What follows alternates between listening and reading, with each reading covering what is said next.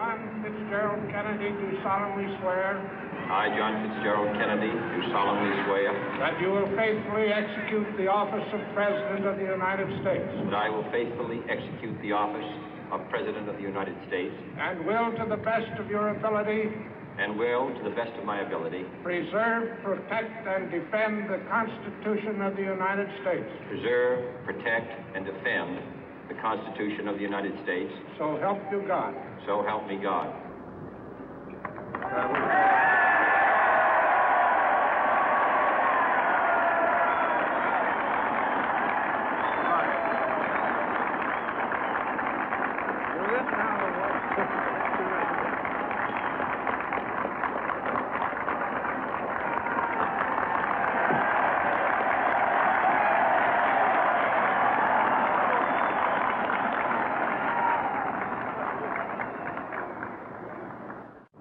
Vice President Johnson, Mr. Speaker, Mr. Chief Justice, President Eisenhower, Vice President Nixon, President Truman, Reverend clergy, fellow citizens.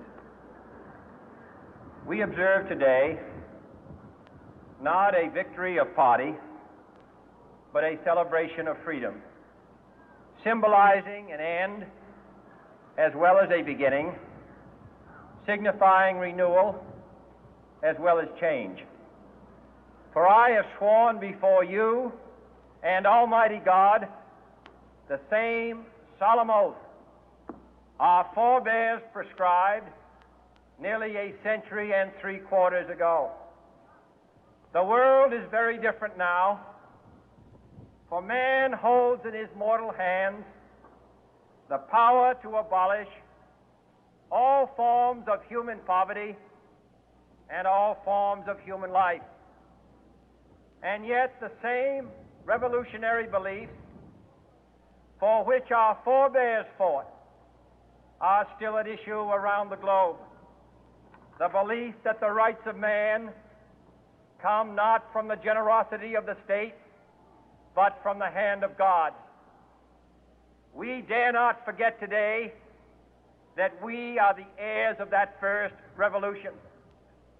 Let the word go forth from this time and place to friend and foe alike that the torch has been passed to a new generation of Americans born in this century, tempered by war, disciplined by a hard and bitter peace, proud of our ancient heritage, and unwilling to witness or permit the slow undoing of those human rights to which this nation has always been committed and to which we are committed today at home and around the world.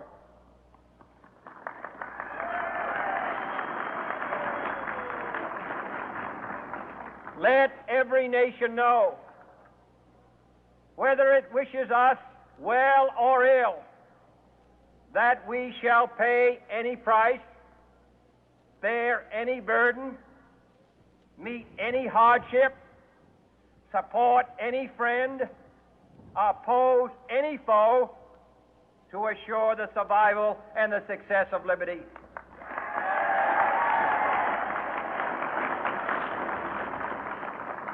This much we pledge and more. To those old allies whose cultural and spiritual origins we share, we pledge the loyalty of faithful friends. United, there is little we cannot do in a host of cooperative ventures. Divided, there is little we can do, for we dare not meet a powerful challenge at odds and split asunder. To those new states whom we welcome to the ranks of the free, we pledge our word that one form of colonial control shall not have passed away merely to be replaced by a far more iron tyranny. We shall not always expect to find them supporting our view, but we shall always hope to find them strongly supporting their own freedom, and to remember that in the past, those who foolishly sought power by riding the back of the tiger ended up inside.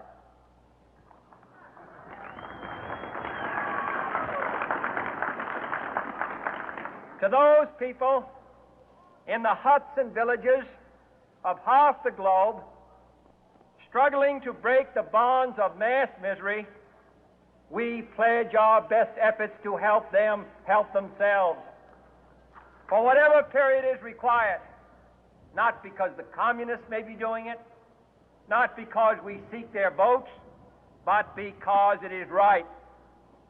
If a free society cannot help the many who are poor, it cannot save the few who are rich.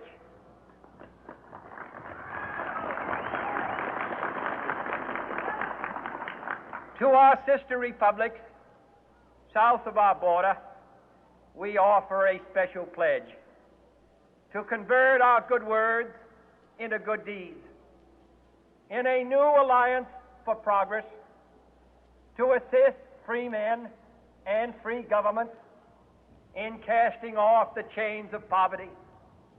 But this peaceful revolution of hope cannot become the prey of hostile powers. Let all our neighbors know that we shall join with them to oppose aggression or subversion anywhere in the Americas. And let every other power know that this hemisphere intends to remain the master of its own house.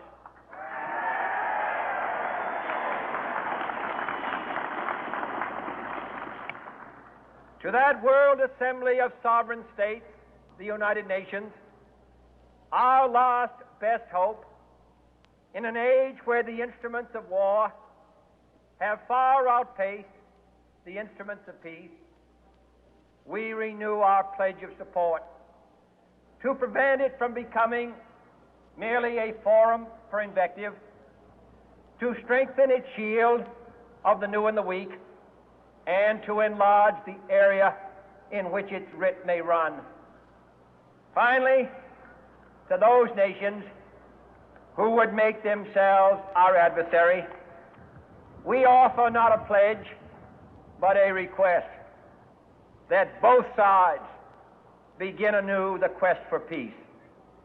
Before the dark powers of destruction, unleashed by science, engulf all humanity in planned or accidental self-destruction, we dare not tempt them with weakness, for only when our arms are sufficient beyond doubt can we be certain beyond doubt that they will never be employed.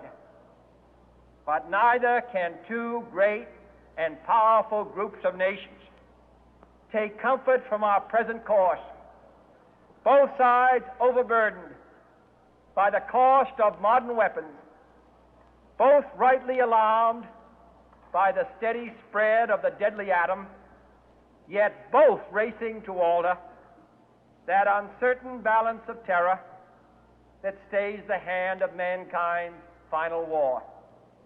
So let us begin anew, remembering on both sides that civility is not a sign of weakness, and sincerity is always subject to proof. Let us never negotiate out of fear, but let us never fear to negotiate.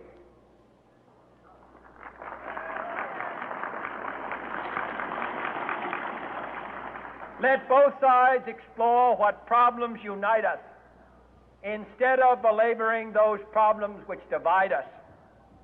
Let both sides, for the first time, formulate serious and precise proposals for the inspection and control of arms, and bring the absolute power to destroy other nations under the absolute control of all nations.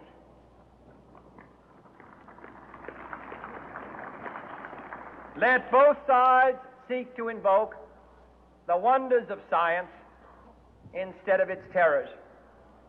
Together, let us explore the stars, conquer the deserts, eradicate disease, tap the ocean depth, and encourage the arts and commerce. Let both sides unite to heed in all corners of the earth the command of Isaiah to undo the heavy burden and let the oppressed go free. And if a beachhead of cooperation may push back the jungle of suspicion, let both sides join in creating a new endeavor, not a new balance of power, but a new world of law, where the strong are just and the weak secure and the peace preserved. All this will not be finished in the first 100 days, nor will it be finished in the first 1,000 days, nor in the life of this administration, nor even perhaps in our lifetime on this planet. But let us begin.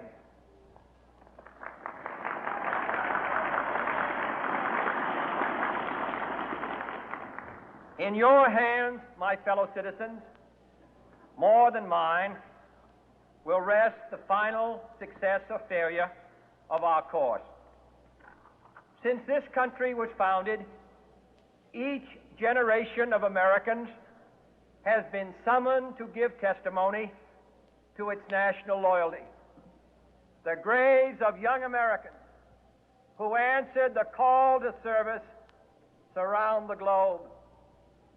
Now the trumpet summons us again, not as a call to bear arms, though arms we need, not as a call to battle, though in battle we are, but a call to bear the burden of a long twilight struggle, year in and year out, rejoicing in hope, patient in tribulation, a struggle against the common enemies of man, tyranny, poverty, disease, and war itself. Can we forge against these enemies a grand and global alliance, north and south, east and west, that can assure a more fruitful life for all mankind? Will you join in that historic effort?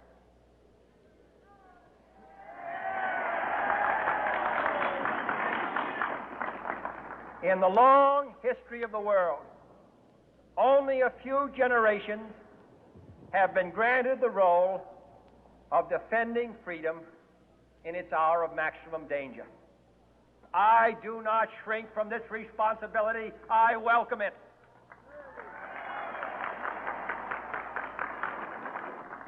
I do not believe that any of us would exchange places with any other people or any other generation.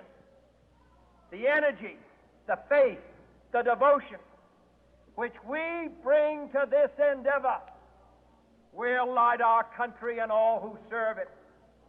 And the glow from that fire can truly light the world. And so, my fellow Americans, ask not what your country can do for you, ask what you can do for your country.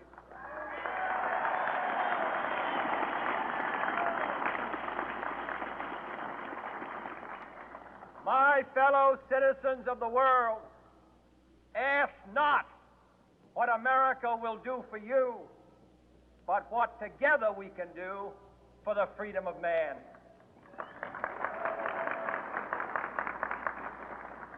Finally, whether you are citizens of America or citizens of the world, ask of us here the same high standards of strength and sacrifice which we ask of you. With a good conscience, our only sure reward, with history the final judge of our deeds, let us go forth to lead the land we love, asking His blessing and His help, but knowing that here on earth, God's work must truly be our own.